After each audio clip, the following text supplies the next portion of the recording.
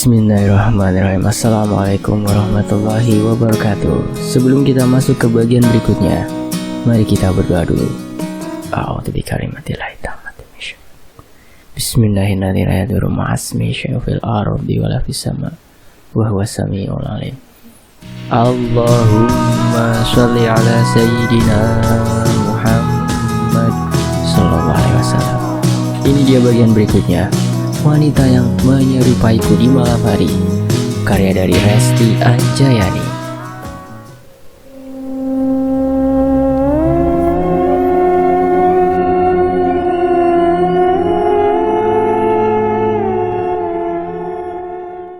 Seluruh keluarga pun setuju jika akan dilakukan proses ruqyah di rumah ini.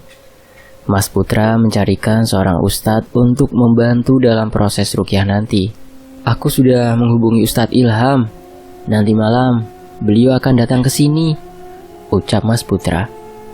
Kami semua berharap semoga Ustadz Ilham bisa membantu Bapak memutuskan perjanjian ilmu hitamnya di masa lampau. Sebenarnya Bapak sudah lama bertaubat, tapi jin itu masih betah bersemayam di tubuhnya. Padahal Bapak cukup rajin mengerjakan sholat, tapi entah kenapa jin itu masih ada. Malam yang kami tunggu pun tiba. Selepas ba'da Isya, Ustadz Ilham datang ke rumah. Kedua kakakku dan suaminya pun ikut menemani Bapak di ruqyah. Awalnya aku tidak bisa menemani proses ruqyah Bapak karena harus menjaga adik dan abang. Namun Bapak berpesan agar aku di sampingnya, sehingga Mbak Rahayulah yang menjaga kedua anakku agar tidak melihat apa yang terjadi. Ustadz Ilham pun dipersilakan masuk ke dalam rumah bersama 3 temannya yang akan ikut meruqyah Bapak. Astaghfirullahaladzim. Baru saja memasuki pintu rumah kami, kudengar Ustadz Ilham beristighfar sangat pelan namun masih terdengar olehku. Ketika proses ruqyah berjalan, kami pun mendengar secara hikmat ayat-ayat suci Al-Quran yang dibacakan oleh Ustadz Ilham. Ada getaran aneh di tubuhku ketika aku ikut melantunkan ayat suci yang sama-sama dibacakan oleh Ustadz Ilham dan para temannya. Baru saja sebentar, tiba-tiba saja kepalaku terasa semakin berdenyut. Aku tidak tahan dengan situasi seperti itu, lalu aku pamit untuk merebahkan diri. Saat aku beranjak pergi, tidak ada yang bertanya karena mereka semua sedang fokus pada Bapak. Aku masuk ke dalam kamar. Di sana sedang ada Mbak Rahayu bersama kedua anakku. Abang Raka dan adik Naura sudah terlelap tidur, sementara Mbak Rahayu sedang berbaring di samping mereka. Kok kamu kesini? Memangnya sudah selesai ruqyahnya? Tanya Mbak Rahayu. Belum Mbak, aku ngantuk dan pusing. Aku gak kuat, pengen tidur Mbak, jawabku. Oh ya sudah, kamu tidur aja.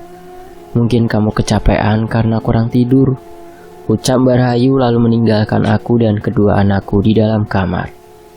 Aku pun merebahkan tubuhku di atas kasur. Tak lama kemudian aku tertidur dan masuk ke dalam mimpi. Aku merasa di dalam rumah yang tak berpenghuni, aku mengenali seseorang dan bercakap-cakap dengannya. Entah kenapa aku ditarik oleh seorang laki-laki ke suatu tempat. Aku tidak bisa bertindak apapun. Aku hanya ikut mengekorinya saja di belakang. Ketika sampai di ruangan kosong, aku menjerit meminta pertolongan karena lelaki yang membawaku mulai mendekap erat tubuhku. Kurasakan tubuhku mulai dijamah olehnya, dimulai dari wajah hingga ke bagian sensitifku. Aku mulai terbuai dengan permainannya, namun aku segera sadar ketika ia memasukkan benda, entah apa itu, ke bagian sensitifku. Aku bangkit dari tidurku dan peluh membasahi bajuku. Segera aku beristighfar, astagfirullah, astagfirullah, astagfirullah, dan melihat jam di layar ponselku. Ternyata waktu sudah menunjukkan pukul 3 dini hari menjelang subuh. Abang Raka dan adik masih terlelap tidur di sampingku. Aku keluar kamar untuk melihat kondisi Bapak. Ternyata beliau sudah tidur beralaskan kasur di ruang tamu, ditemani oleh Mas Putra dan Mas Eka. Aku pun segera kembali ke tempat tidurku dan merebahkan badanku agar tidak kesiangan sholat subuh. Pagi pun tiba, Mas Putra dan Mas Eka berangkat bekerja, sementara Mbak Rahayu sedang membereskan rumah. Terus terang saja aku merasa tidak enak jika harus tinggal di sini tanpa menghasilkan uang. Apalagi kedua anakku pun butuh biaya. Aku ingin bekerja tapi masih belum menemukan pekerjaan yang bisa disambil di rumah karena adik masih kecil yang tidak bisa aku tinggalkan bepergian jauh. Gimana keadaan kamu, Sa? Apa sudah enakan? Tanya Mbak Rahayu yang menyangka aku sedang sakit. Alhamdulillah, Mbak. Gimana rukyah Bapak kemarin malam? Tanyaku. Bapak dari semalam muntah-muntah terus, Sa. Bapak minta kita kumpul, ucap Mbak Rahayu sambil memandang sendu ke arah Bapak. Elsa, panggil Bapak menyerukan namaku. Iya, Pak, ini Elsa, kataku sambil memegang tangan beliau. Namun tak ada lagi jawaban dari mulutnya. Aku membantu menyiapkan makanan seadanya untuk keluarga kami. Setelah semuanya siap, aku kembali mendatangi Bapak untuk menyuapinya makan. Namun hanya gelengan kepala yang aku terima. Singkat cerita, azan maghrib pun berkumandang. Kami semua bergantian untuk sholat maghrib, supaya ada yang menjaga Bapak. Setelah sholat kami membacakan ayat suci Al-Quran untuk meminta kesembuhan Bapak. Elsa, terdengar lagi Bapak memanggilku lirih. Ada apa, Pak? Tanyaku mendekatkan telinga ke mulutnya. Minum, ucapnya terbata.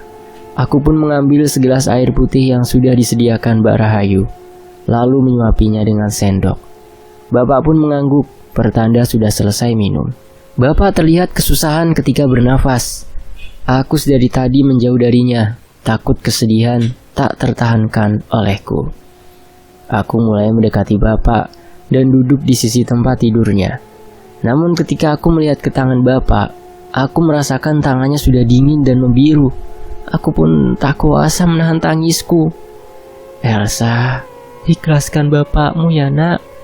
Bapak begitu menyayangimu dan merasa kamu menjadi tanggungannya. Mungkin ia berat meninggalkanmu, ucap ibu.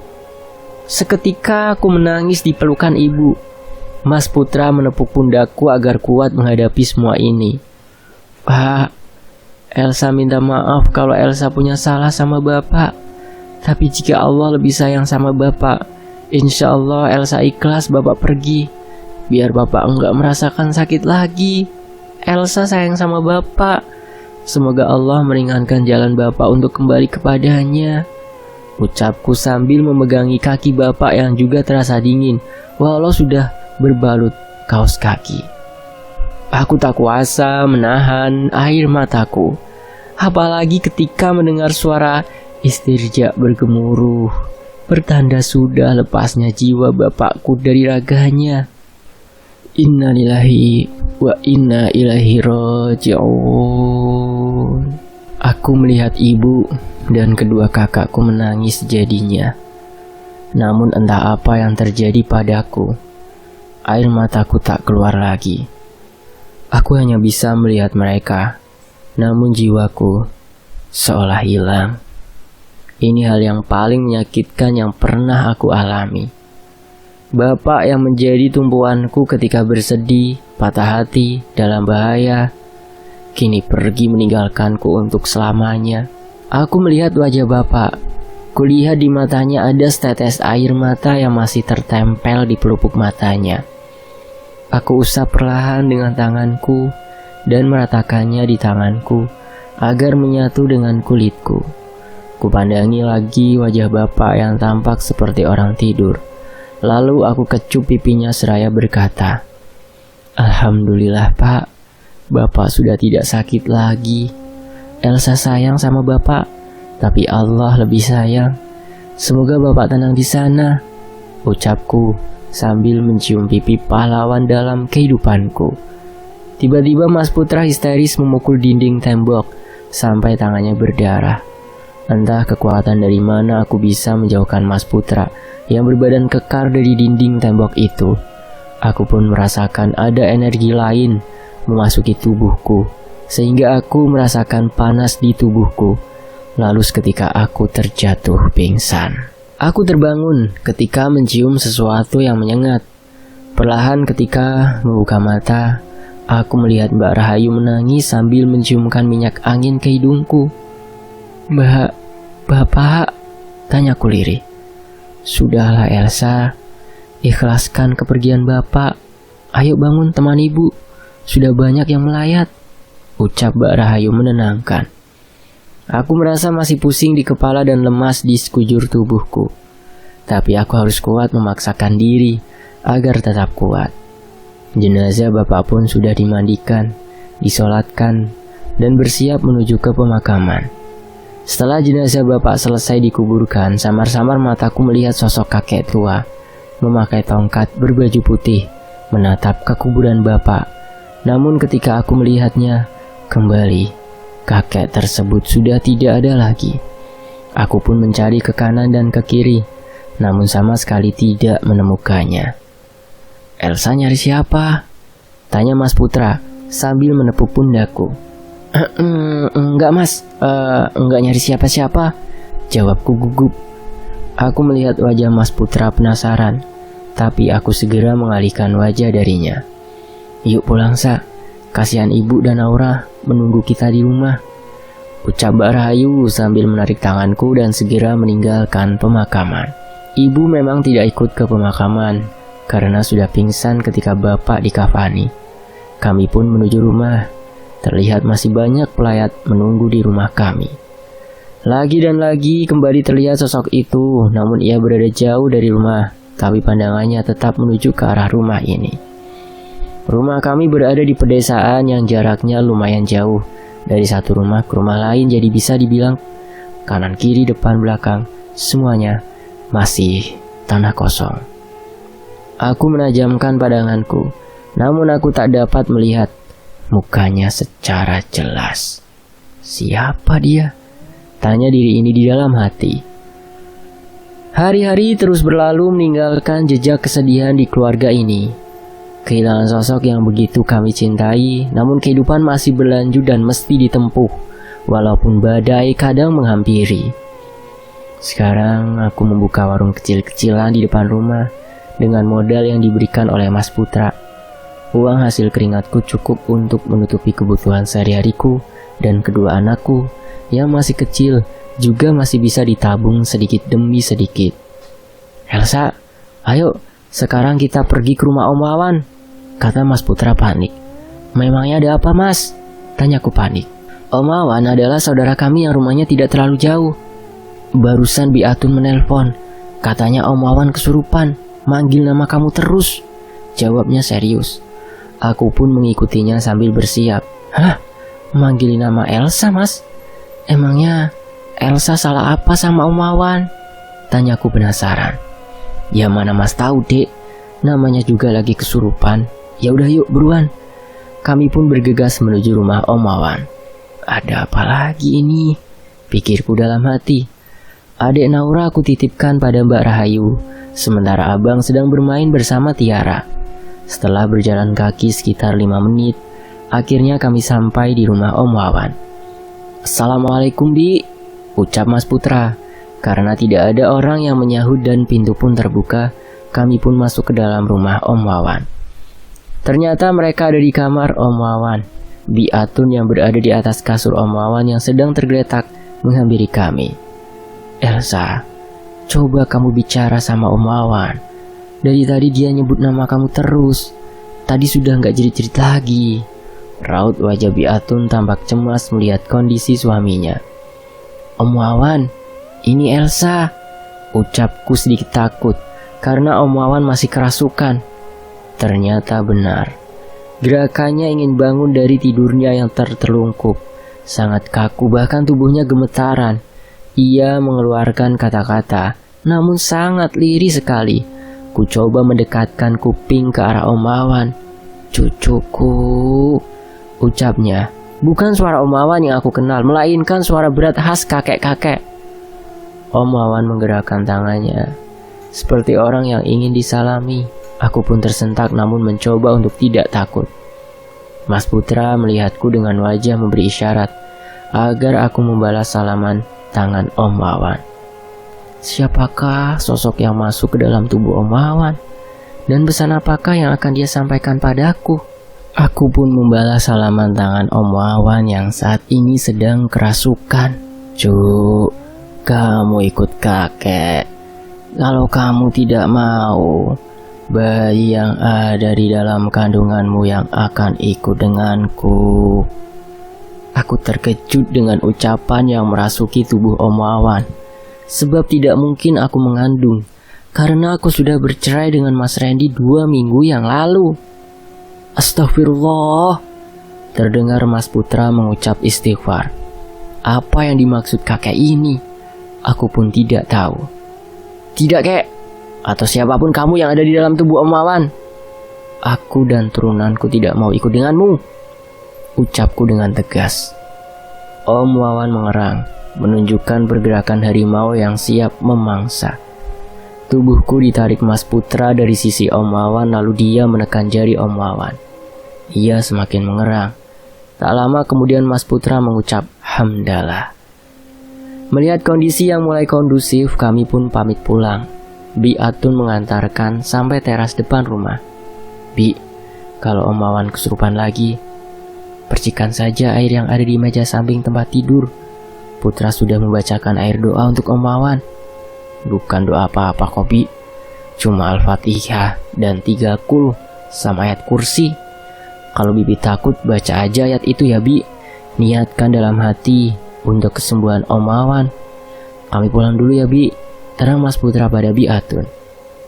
Kami pun bergegas pulang menuju rumah. Mas, sejak kapan Mas Putra bisa mengeluarkan setan dari tubuh manusia?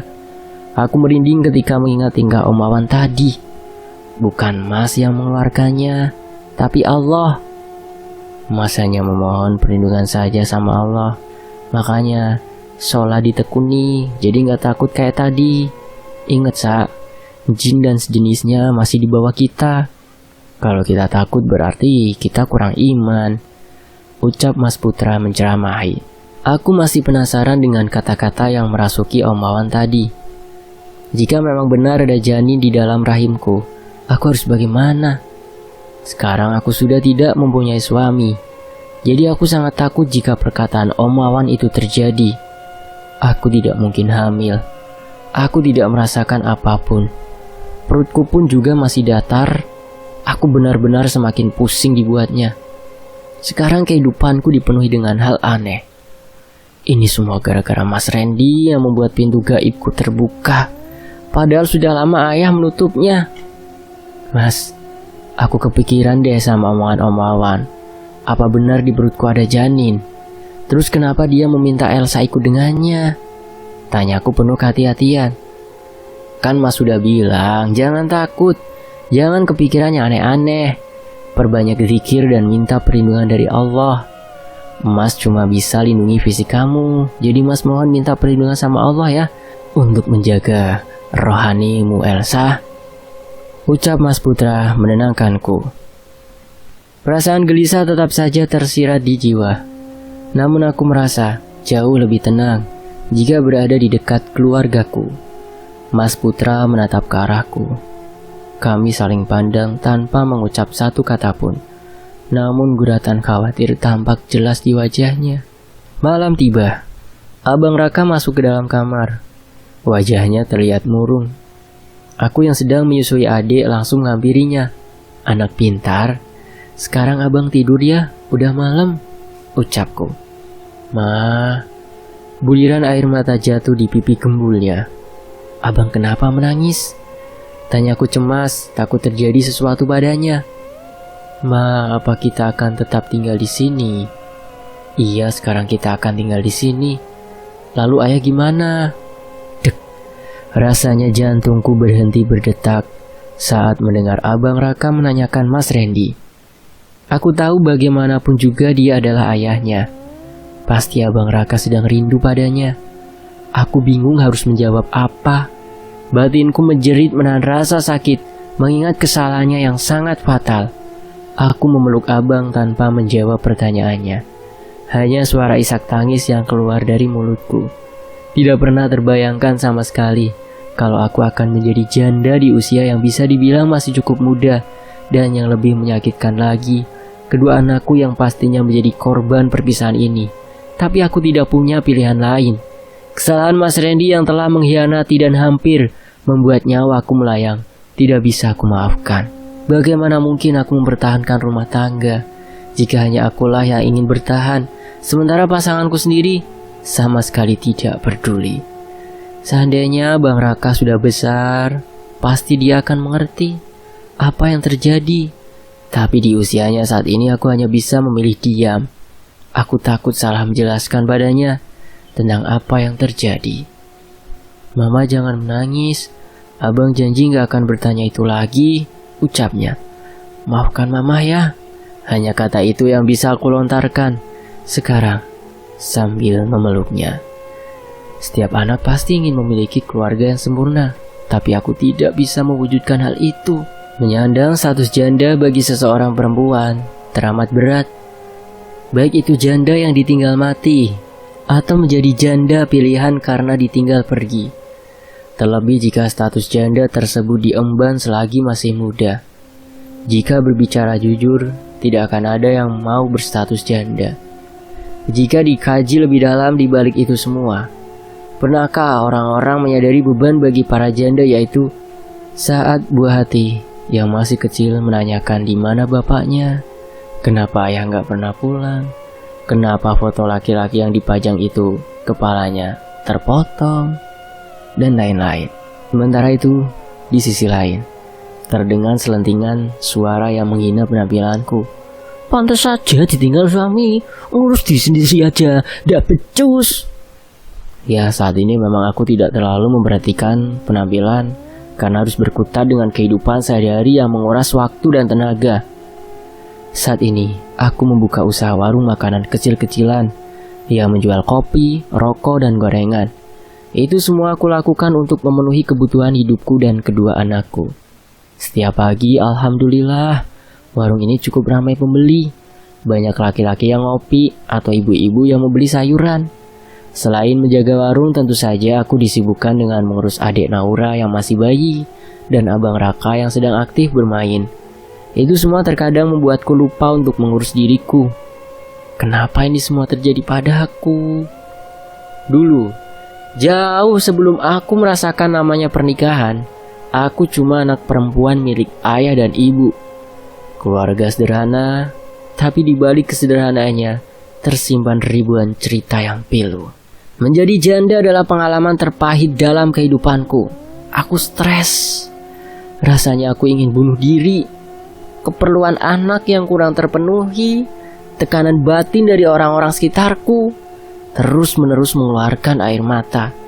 Terkadang malam hari aku melihat langit bertaburan bintang-bintang sambil berkata dalam hati, ya Allah, kapan semua ini berakhir? Kapan aku bisa bahagia? Semoga dengan masalah ini menjadi ampunan atas dosaku. Amin. Mbak Rahayu yang ikut membantuku mengurus adik melihat kesedihan terpancar dari wajahku. Sudahlah, Sa. Jangan dengarkan kata orang. Kamu harus sabar, ucap Mbak Rahayu menyemangatiku. Mbak tahu, tidak pernah sedikit pun terlintas di benakku akan status seorang janda yang aku lakoni. Siapa pula yang ingin bercerai? Bercerai jelas bukan keinginan, apalagi impian. Itu adalah mimpi buruk, sebuah kenyataan hidup yang harus dihadapi ketika hidup tidak memberikan banyak pilihan. Entah kenapa saat ini emosiku terasa meluap. Lupakan masa lalu. Mau sampai kapan kamu menutup diri begini terus, Sa? Ucap Mbak Rahayu yang tahu persis perceraian ini membuatku nyaris merasa menjadi orang gila. Pertanyaan itu tak mampu aku jawab. Keinginan untuk membuka diri dan pergi berkencan lagi seakan-akan sirna. Membayangkan kembali proses perkenalan, pendekatan, memilih, menimbang, cocok atau tidak, membuatku merasa mual dan pusing. Singkat cerita, tibalah malam. Malam yang begitu sunyi. Rasa sedih, takut dan kehilangan bercampur baur menjadi satu. Semenjak kepergian ayah, aku merasa kehilangan perisaiku. Ku ambil air wudhu, membuka sebuah laci kecil di pinggir ranjang. Sebuah Al-Quran sekarang ada di tanganku. Ku buka lembarannya karena ingin mencari sesuatu yang menjadi pertanyaan diriku. Surah Al-Jin. Aku tertarik dengan surat yang ada di dalam Al-Quran itu. Karena akhir-akhir ini banyak sekali keanehan yang menimpaku. Aku berharap bisa mendapatkan petunjuk. Dengan tangan bergetar dan suara terbata-bata, aku mulai membacanya.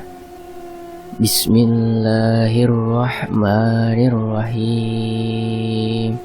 Qul uhiya ilayya annahu istama'a nafarum minal jinni faqalu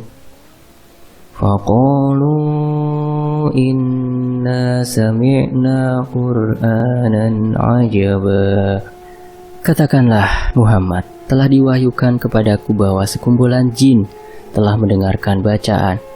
Lalu mereka berkata, kami telah mendengarkan bacaan yang menakjubkan, Al-Quran. Baru saja membaca ayat pertama, aku dikejutkan dengan suara gedoran pintu di kamarku. Dor, dor, dor, dor. Aku menghentikan bacaanku seketika. Bulu kuduku terasa meremang. Tiba-tiba saja lututku goyah. Tubuhku gemetar dan aku terjatuh dari atas ranjang ke lantai. Aku mengaduh, merintih kesakitan. Tubuhku terasa dihempaskan. Baru saja aku hendak meraih pinggir ranjang untuk berpegangan. Tiba-tiba tubuhku seperti ditarik oleh sepasang tangan besar yang tak terlihat. Aku terseret hingga ke ujung dekat pintu dalam keadaan terlungkup. Aku menjerit-jerit, berteriak ketakutan, namun tidak ada suara yang keluar dari mulutku. Air mataku seketika mengalir deras. Aku kesakitan, namun itu tidak sebanding dengan rasa takut yang luar biasa. Aku merasakan tubuhku kaku dan tidak bisa digerakkan lagi. Aku masih berusaha menjerit, namun telingaku tak mendengar suara apapun yang keluar dari bibirku. Sunyi.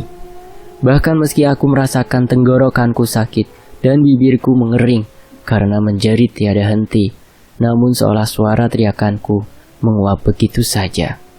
Anehnya, aku masih bisa mendengarkan suara televisi yang menyala di ruang tengah yang sedang dinyalakan oleh Mas Putra. Tiba-tiba saja, aku merasakan tubuhku ringan hingga bisa melayang ke arah pintu. Tanpa sadar aku menuruti angin membawa jiwaku hingga terhenti di ambang pintu kamar. Aku berdiri di sana kebingungan. Aku tengah melihat ragaku yang tergolek kaku dan mata melotot.